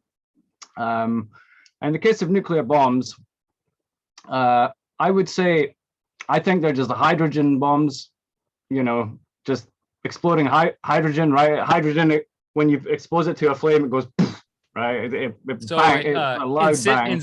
Incendiary. Yeah, yeah. And so with a lot of hydrogen compressed, you could make a really big bomb. I mean, you could say you're splitting the hydrogen atom, but can you prove that you're splitting the hydrogen atom? Can I prove it? No, of course not. I mean, these are secretive technologies. Like, have I studied the theoretical physics of how an atom splits and all that? Yes, of course I have.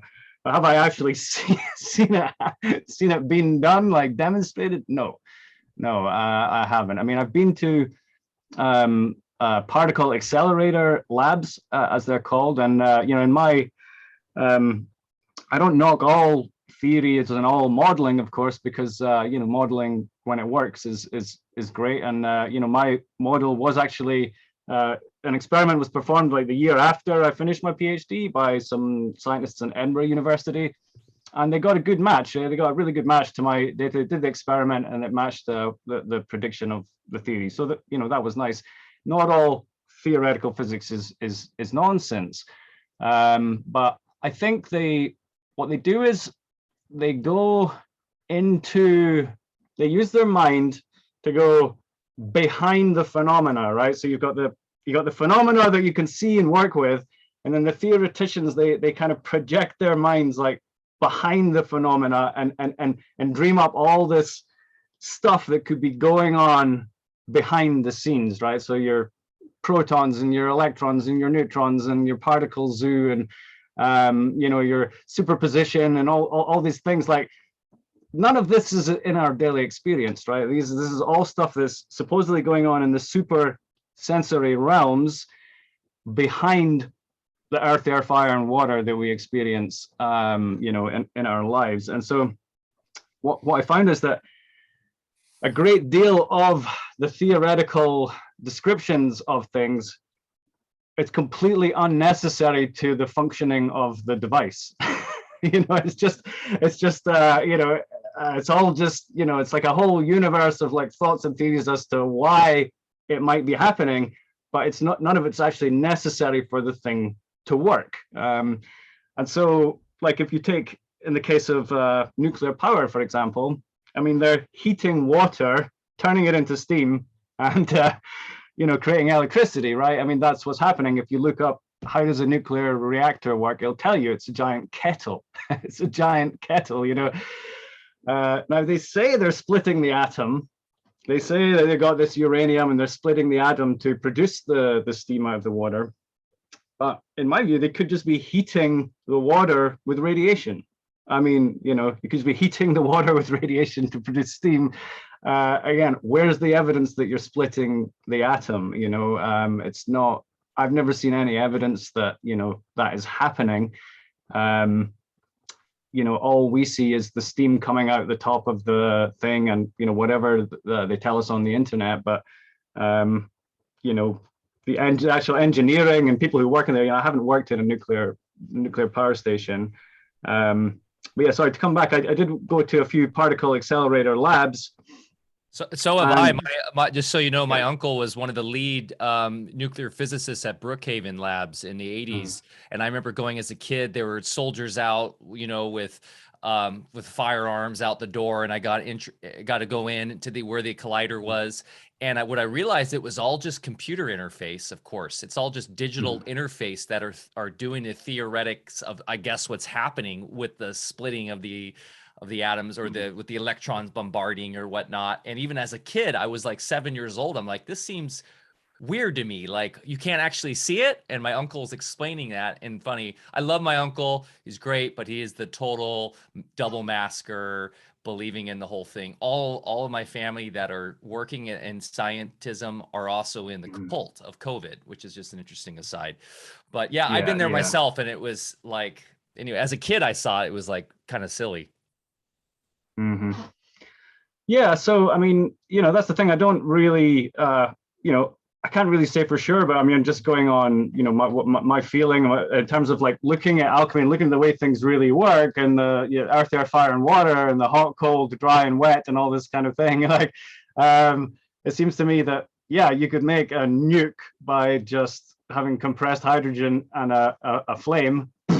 And you could make a nuclear power station just by putting a highly radioactive substance into water. There was enough to heat it and turn it into steam. Again, uranium is a tough one. I've never had access to uranium. I've never used it. I've never worked with it. I've studied the theory of the uranium atom splitting, and of course, but I've never had my hands on uranium. I couldn't even tell you if it was real, honestly. I'm sure it is, but uranium, that comes from plutonium. Is that correct? Is that what they say, or is it the other way around? I forget. So there's a series of elements up there in the heavy element area of the periodic table, which sort of decay into each other as we're told, but these are not things you can just buy online and do experiments with very easily. They're controlled substances. Maybe if you're in Russia. Yeah, maybe. Well, yeah, that's a confusing one. You have the famous video that's out there where this person that worked in the industry, they're talking about just kicking these reactors with their feet and picking them up and no problem, and talking about what a hoax it is. And then on the other hand, you hear all the stories of just the people that you were putting radium on the dials of watches and all getting sick and dying. So, I really don't know what's going on. Galen Windsor, you're talking about there. Yeah. Oh yeah, the guy who was eating the uranium. Yeah, he would supposedly swim in the cooling pool to warm up like a hot tub. And his kid now is pushing like radioactive therapy and stuff. So he could be a reptilian also. Exactly. Are they terraforming this planet for their own, the Dracos? Like, it gets so weird. Like, that's my question. Like, because I was super freaked out about Fukushima when that happened, because they were saying the fallout was going to come over and would devastate the Pacific Ocean and would be eating that fish. And I'm actually literally reading Barre again, the very first Walter Russell book I ever read, but Atomic Suicide. Oh yeah. This book will scare the crap out of you, because this was written in the 50s or late 40s. And according to what we've seen and what's happened, we should all be basically be riddled with cancer right now. So the question is, what really is going on with radioactivity? It seems like it's a thing. Walter Russell explains it very clearly what it is. It's part of the death cycle. It's the increased heating of the wave and the speeding up of the wave. And Barre can explain this way better than I. But why are we not all dead from Fukushima? Are there other things at play too? Maybe it's the Ascended Masters helping. I don't know. Well, it's, he explains it according to pressure differentials, and, different lower pressure states are going to be unraveled by higher pressure states. And for instance, if we were just solely in the radiation cycles we're talking about, we'd just be unraveling because there'd be nothing compacting us back into materiality. And then the other extreme, if we're in materiality, then we end up compressing ourselves into the state of no mortar to glue us together, keep us glued together. So, you got to have both. And I'm kind of, I'm just guessing here, but I kind of have a hunch that with our internal state of consciousness that is shifting radically with a lot of us right now, we are able to manipulate and maintain certain pressurized zones within ourselves so that we're no longer as vulnerable to those outer cycles. I don't know, just throwing something out there. Yeah, well, I mean, fundamentally, we're talking about something that's losing energy. Something is emitting, it's losing energy. So, it could be. And Steve, what is your definition of energy? Because I feel like the mainstream is kind of nonsense. What is energy? Well, I'd go for vibration. I mean, fire, alchemical fire. I mean, because the thing, if you think like air, water, and earth all sort of respond to fire. It's like cymatics, right? You've got atoms responding to vibration. And so air, water, and earth are like different densities of atomic matter, and they all respond to light in different ways. And so I would say that the energy is the vibration, it's the sine wave. Certainly in physics, if you're gonna like describe any system, you're always going to end up solving sine waves. There's just no escaping it. It's like when you actually produce the numbers at the end of all the theories and the calculations, it always comes down to those sine waves and simple arithmetic. So yeah, losing energy, that's what happens when something is radioactive. It's losing energy. So it's okay, well, is the energy that it's losing dangerous to the human body? Well, that's going to depend on the frequency of the energy, right? So if the energy is a long wavelength, if it's a low frequency, long wavelength, longer than the human body, then it's just your body's not even going to feel it. It's just going to go right through you.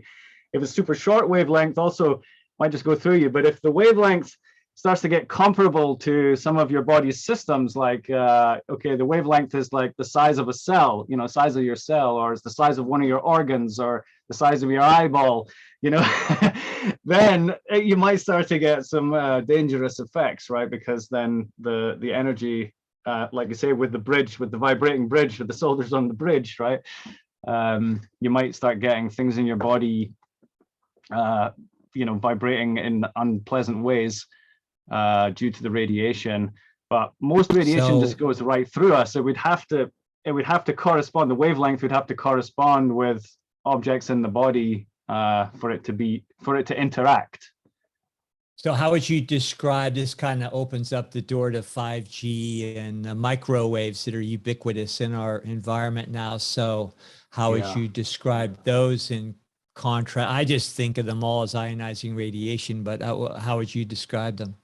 Ionizing radiation. So I think my understanding of that's what's dangerous about 5G, or at least part of the 5G spectrum, is that it has a wavelength and a power which is able to essentially resonate or vibrate molecules in the body, possibly graphene or something that people might have had injected into themselves in the last few years.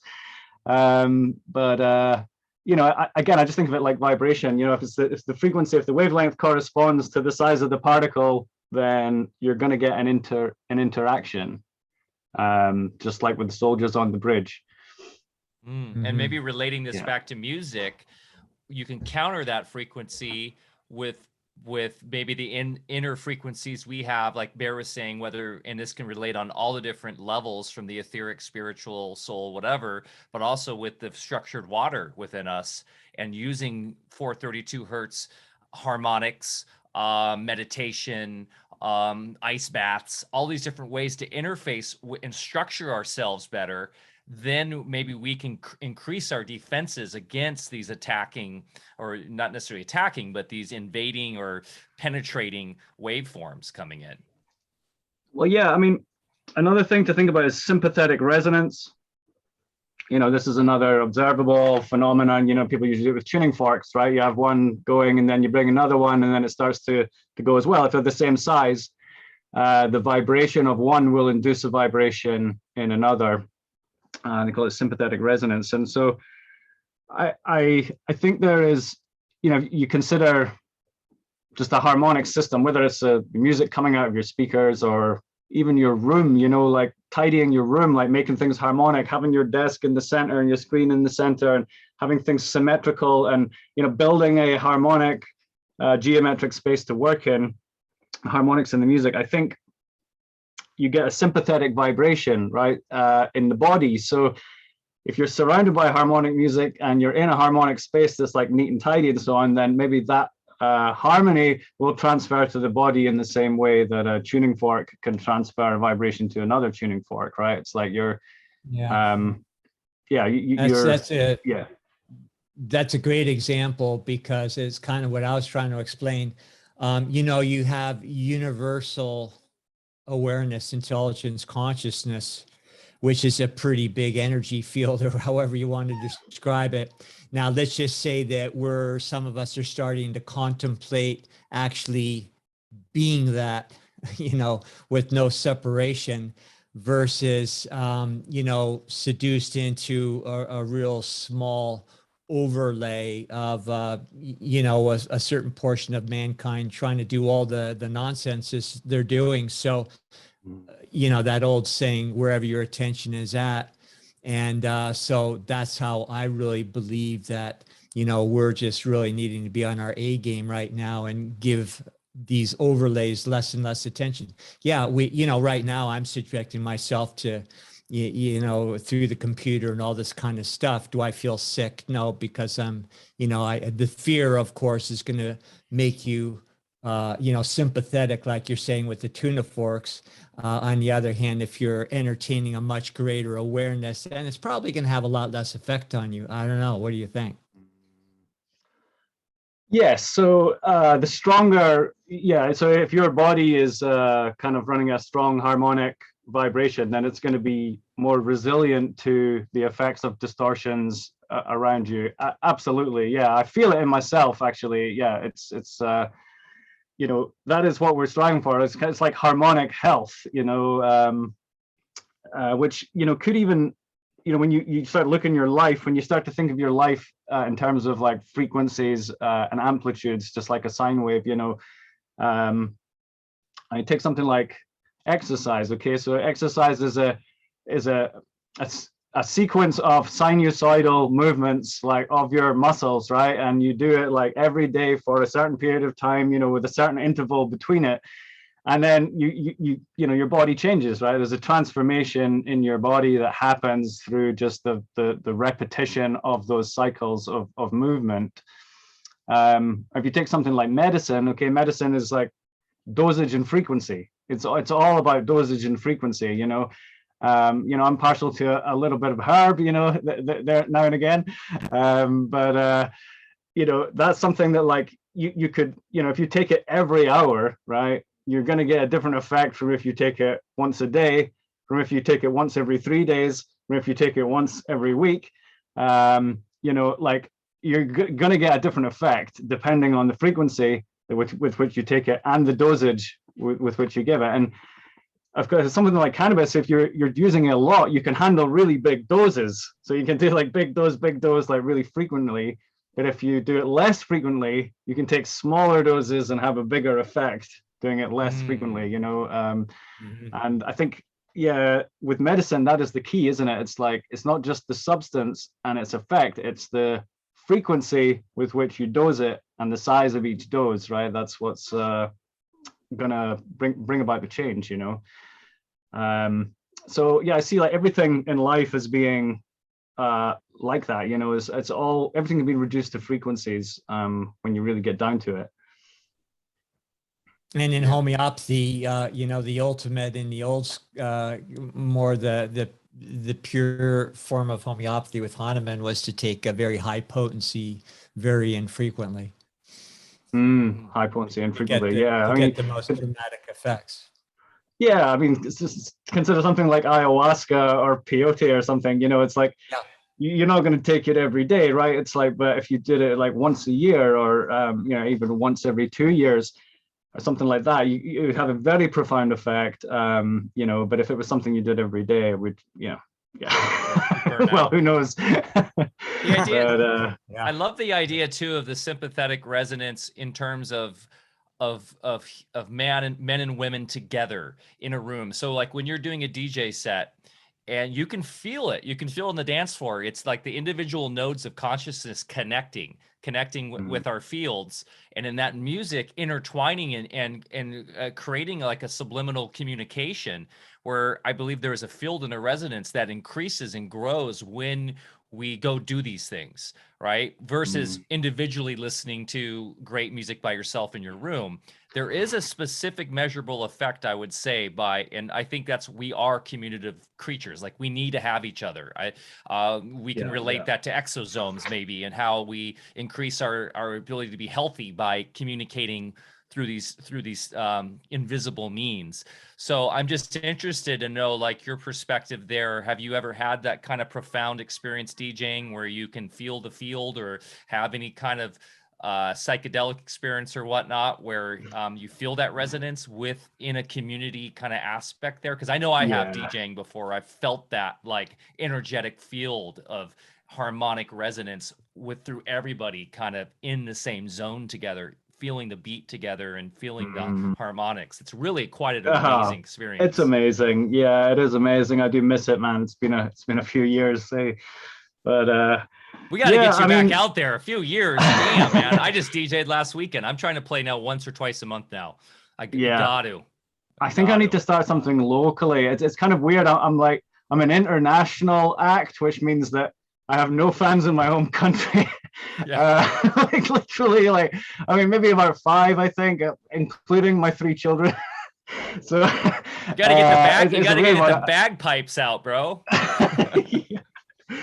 I've got to travel like 5,000 miles to find a few hundred people who will dance to my music, but it's just I guess the way it is. But I've been thinking about starting something locally, like an ecstatic dance, so in Hawaii, this was a big thing that was new to me there, and I think probably one of the things that kept me there for so long, like over 2.5 years I was there, was the ecstatic dance, which there was 2 that would run every week, one on a Thursday night, one on a Sunday morning, and I was a regular guest at both of those.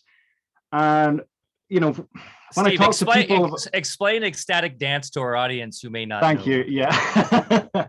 So I would find when I was telling people about ecstatic dance, they'd kind of look at me a bit funny, and they some people are like, how, what's it? Yeah, how they think it was a particular type of dance, that you had to learn, like, an ecstatic dance or whatever. Quite it's the like, opposite. I thought it was the funky chicken. Yeah. It can be. So I mean, the format is, it's one DJ, and it's 2 or 3 hours, and there's no alcohol, and there's no talking on the dance floor. Okay, and that's really it. There's no bar, and there's no talking on the dance floor. And as a DJ, this is absolutely groundbreaking, because so often we find ourselves in these nightclubs where everyone is stood there with a beer talking to their mate while listening to your music, right? And you just there's just this wall of like people shouting coming at me over the top of the music, and this is very common in nightclubs, not as common at festivals, but in nightclubs everyone's just like drinking and talking, and the music is almost like secondary to the drinking, right, and the socializing. So with a ecstatic dance, it's the opposite. It's right. It's like, yeah, you can socialize, but go and sit in the back room and do it. Don't do it on the dance floor, right? The dance floor is not for socializing, it's for dancing. Yeah, you got to respect people's space.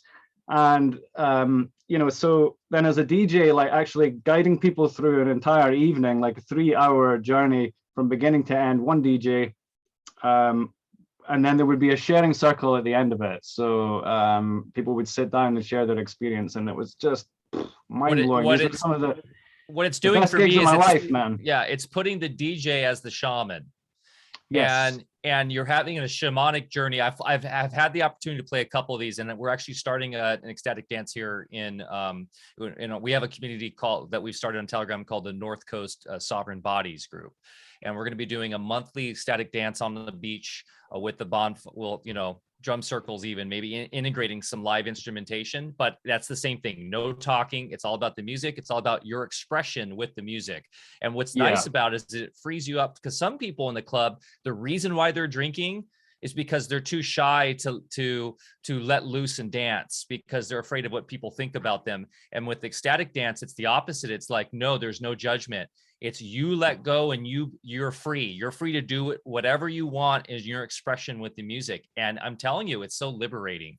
So it's amazing. Man, honestly, there was times it was like the roof was actually going to come off, man. Like people were just going at it so hard and crying and just, I got better and better at kind of like just constructing that 3-hour journey, starting from just total ambient bliss and working up through slow beats and halftime and into like house and techno and, getting up to the drum and bass and, bringing it back down like over like a 3-hour period.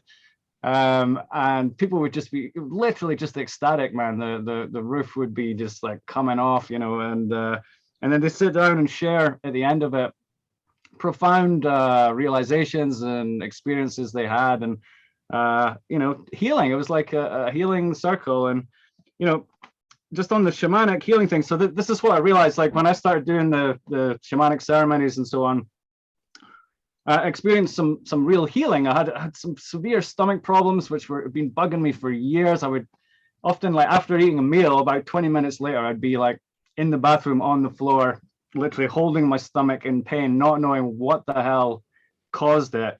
Different foods and everything. Anyway, I went to an ayahuasca ceremony, and I went in with the intention of healing my stomach. I had a profound experience and a series of visions that changed my life, and never had that stomach pain ever again, right? That simple. It was just like gone. And I witnessed many other people have similar such healing experiences, like genuine healing experiences. I'm like, so what is going on here that this can happen? And the way I break it down is the shaman uses 3 things essentially: plants, music, and prayer. Right? There's plants, music, and prayer. Like those are like the sort of holy trinity of shamanic healing, right? You take the plant medicine, but it's not just you don't just pick the plant out of the ground and eat it, right? It's like it's prepared with intention, it's prepared with prayer. The shaman is praying while he's preparing the medicine, and then curated. the medicine is administered. Alchemy. Yeah, the music is then played while the medicine is active in the body, and the shaman is obviously praying and singing and throughout the ceremony as well. Now, I wasn't dosing people at ecstatic dances, of course. They were dosing themselves, but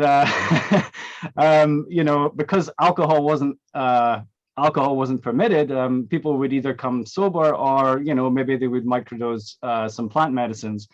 And so it would just I realized this, like plants, music, and prayer are like this like sacred trinity that just when you bring them together and you do it right, the result is just like absolutely magical. You can get all kinds of healing experiences and magical things happening when you kind of bring that together in the right way with the right intent, and so the indigenous people knew that, obviously, that there was a rite of passage there even. And you look at the Native Americans, for instance, in North America, of course, they would do, I have friends here, the Yurok, and they have a tradition where when someone's ill, they'll do a dance circle for 3 days straight, where they go around this person who's ill, the whole entire tribe, the whole entire village, and they dance and they sing and they chant until that person is healed.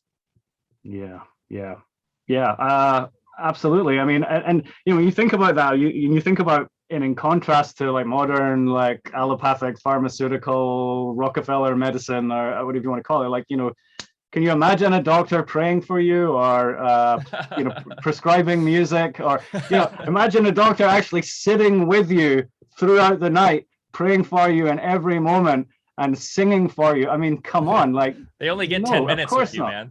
Yeah, it's like, it's the most amazing thing to me, your description of your stomach issues going away. Of course, a modern medic would say, oh, that's placebo. Yeah. But then they never go to the next level. You know, they're admitting placebo, but then never really delving into, well, what the hell's placebo, which is exactly what we're talking about. I think I had a few moments in the 60s of what you guys are describing, but I can't really remember. So yeah, well, there's a lot of that. Yeah. It's hard to remember experiences in other realms. I'm just kind of kidding because, well, I think we did have some moments back in those days, you know, of what you're describing. I think right now, though, it's more of a conscious next stage of evolution of what really devolved after a while and turned into the disco of the 70s, right? Even though I do love disco. Well, yeah, this is it. And I think like when you trace back, when I look with alchemy and shamanism, like they're kind of like tightly, you know, knitted together, and they form the root of all like religion and art and science. You know, they're like, you can't interpret. You can interpret reality, but also interpret scripture and science and everything in terms of alchemy. It all sort of goes back. It's like the common core, the common root of art, religion, and science. And I think once you embrace the four elements and the three principles and the two genders and all this, and you see this, you know, this picture, it just explains everything in a way that you can actually work with it. You know, not like string theory or something, which apparently explains everything in a way that nobody can understand or do anything with. You know, like it's an actual workable science. Yeah. I was going to ask you how this works with 47 pronouns, but we'll leave that for another day. Yeah. Well, this has been amazing. So what, anything, you know, we've been here for a while and I could talk all day to you, but any final kind of topics or things you'd like to talk about? Guys, can I just one thing that I haven't shared that I think will just blow your mind a little bit. Just let me put the screen share on here. This is actually my album artwork, which it's not the artwork I'm saying that's going to blow your mind, but if you recognize this symbol. Have you seen this symbol before? Mm-hmm. I added in a few extra circles. I put a circle there, and these little circles. But this symbol here is the symbol for the Philosopher's Stone in alchemy. Mm-hmm. It's like an ancient symbol which represents the Philosopher's Stone. And so I wanted to use it in my album, The Philosopher's Tone, which I'd come up with this idea, the Philosopher's Tone, which just obviously sounds the same as the Philosopher's Stone. And with everything being tones and vibration, I thought maybe there's something in that. So I used this symbol in my artwork, and it wasn't until maybe like the day before the release, right? I was just like doing the finishing touches, and I realized the 432 is like right in there. So the square is representative of the number 4, the triangle is representative of the number 3, and the circle is 1. But there's 2 circles. There's a big circle and an inner circle, so that's the 2, right? So it's right there in the symbol of the Philosopher's Stone. It's a representation of the number 432. That is amazing. I also love the subliminal add of the flat horizon there. That's nice. but yeah, man. Wow, that is cool. That's very crazy. Cool. Hey, it's and it was called Philosopher's Pitch. Right, it went through a few different names. It was called like Scientific Pitch, also, or the Philosopher's Pitch, and that's what I read that like Philosopher's Pitch. I'm like, Philosopher's Pitch, Philosopher's Tone, and then I'm like, look at the symbol for Philosopher's Tone, and right there, geometrically encoded in the symbol is the number 432. No other numbers. Like literally, it's the square is 4, the triangle is 3, and then you got 2 circles. That's it. It's 432 in the Philosopher's Stone. So that is a really cool syncretism there. Geometry, baby. It's all about geometry. Yep. Yeah. Hey, what's water? The icosahedron, isn't it? Yeah. Oh yes. It all gets down to, resonance creating, geometry creating, form and function, and It's you know, the more you get into it, the simpler it gets, and it's kind of amazing how it's taken so long to see what's in front of our face, right? Yeah. Yeah. Right there, It's baby. really satisfying when you get there, though. I mean, they say the truth will set you free, and you know, I think it does. Like, I think a lot of people are afraid to let go of these theories because they're comfortable, or you know, maybe they've built you know, maybe they've built up their life on the back of some of these ideas. But you know, when you just do like that guy, like that nuclear physicist, when you just say, all right, I can admit I was wrong, I was misinformed, you know, and that it's so freeing. It's so freeing, and I've had to do that many times in my life, you know, just admit that I was wrong. And now I've come to a place where I'm actually really very sure about what I know. You see, I wasn't sure about what I knew all those years ago. I was just repeating what I've been taught, you know, just like repeat the right answer. Yeah. And then, you know, then that's, you know, just try to sound like, you know, what you're talking about. It's like fake it to make it almost, you know. But now it's like I'm very, very sure about what I know.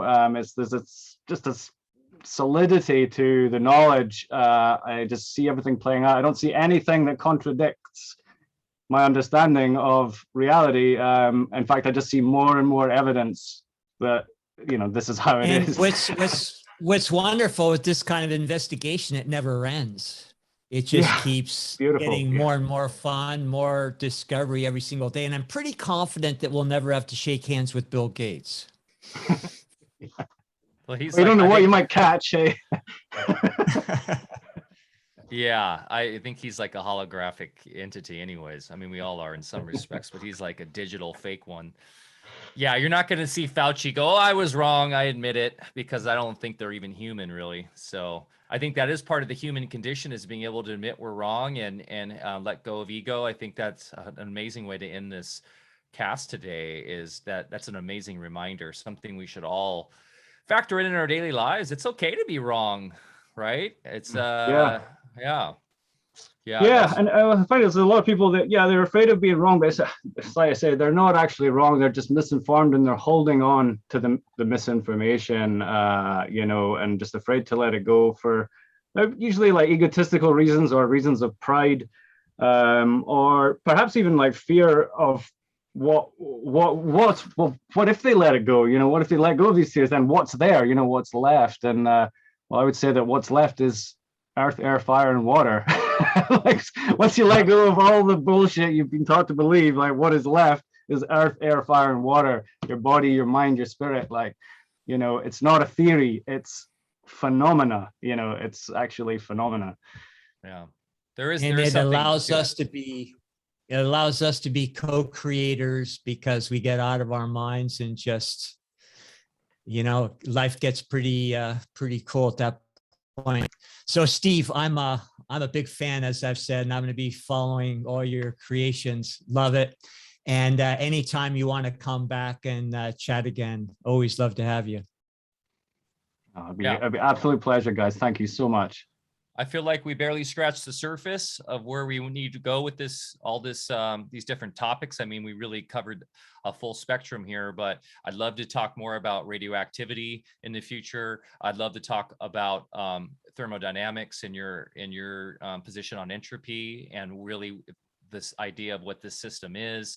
I mean, everything is physics, right? That is the core foundational science behind how we understand this realm. And I love geeking out on it. I know Barre does too. So love to have you back more. I will put show links beneath this here. We will be uploading this. And sorry on Be Sovereign. I guess I set it for 2 hours and it literally at the 12 o'clock thing cut us off. So we're now just on DLive and Odyssey and Facebook right now. So we'll still work in that. It was our first time streaming on Be Sovereign, but thanks for everybody who was in there on the chat. We appreciate you guys going with us over there to that new platform. But we will be posting this on DweebTube as well, because people still are on there. But please, guys, go to Be Sovereign and start supporting us on these alternative channels. It's very important. So besovereign.com. And then, of course, go support Steve's work here at hedflux.com. Is that correct, Steve? Yeah.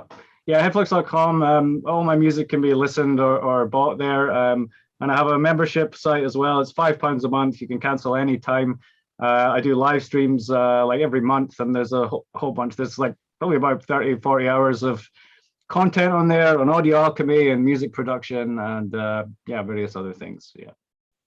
Fantastic. I mean, one of the great, enterprising aspects of this decentralized technological revolution we are experiencing is the bedroom producer. And where it used to take a lot of money and a lot of access to be able to produce great music, you can now do it in your bedroom with a little know-how and a bit of technology. And so thank you, Steve, for helping fellow bedroom producers and people I know to better greatness with their musical talents. It's a great service, and we are very lucky to have you in this realm, and we can't wait to have you back on the show. So thanks again for joining us today, and hopefully sometime you can make it back to the States so we can have you play. I'd love to have you headline one of the nights at Music in Sky, which is out here in California. So one of these days, as hopefully maybe it's an independent airline or some way that you can make your way back here across the pond, we would love to have you perform. It would be an incredible night, I know. So I hope so. And yeah, I would love to connect as well with you in person and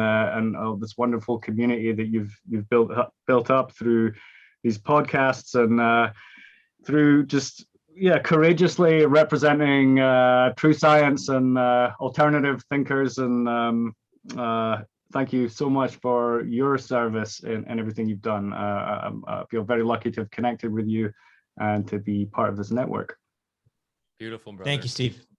Thank you, guys. And thanks everybody for joining us today. If you resonated with this, please give us a like, a share with your family and friends. It really helps us spread this information out to more as people are waking up left and right now. It's a very exciting time, and we're seeing it with our growth. So thank you guys for all the support. And as we always end the show, remember to get outside, get your feet in the ground, go plant something, go for a hike. Mother Nature is the best teacher.